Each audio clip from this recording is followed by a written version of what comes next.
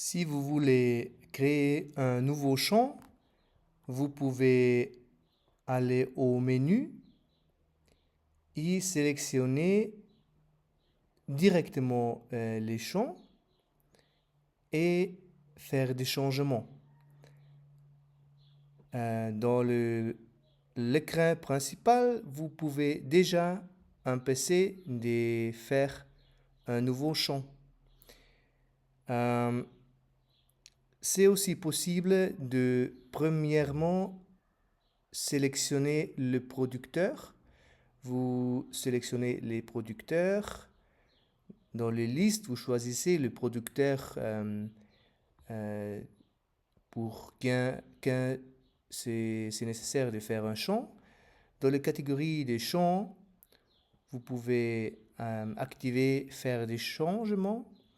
Si maintenant vous créez un nouveau champ, c'est automatiquement lié à ce producteur. Si vous avez une connexion d'Internet et la carte de satellite est visible et c'est bien clair où c'est le champ, c'est possible de dessiner le polygone directement dans la carte. Si vous êtes sur la parcelle, vous pouvez dessiner de la même manière si vous allez autour le champ avec votre GPS, c'est pas nécessaire de voir la carte. Je vous montre dans une autre vidéo. Si ça manque seulement un peu pour compléter, vous pouvez choisir cette tic en vert et ça crée un nouveau champ.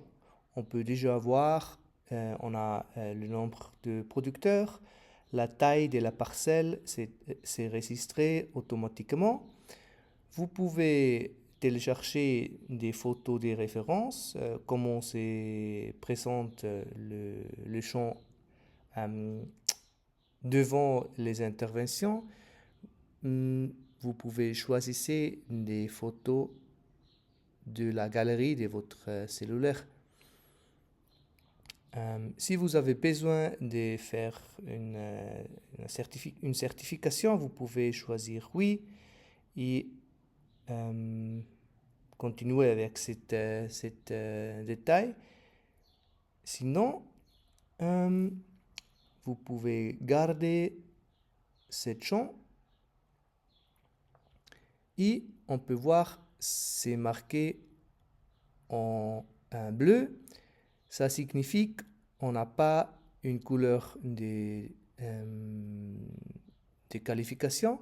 C'est un champ nouveau et dans l'écran, c'est visible avec le nombre, les hectares et plus tard, on va voir la date d'installation. Si vous allez dans cette manière, c'est encore visible et ça vous permet de voir où sont les champs, la distribution. Maintenant, on va au menu. On a cet nouveau champ et en cliquant Push Change, c'est très vite. Maintenant, c'est dans le cloud intégré au projet.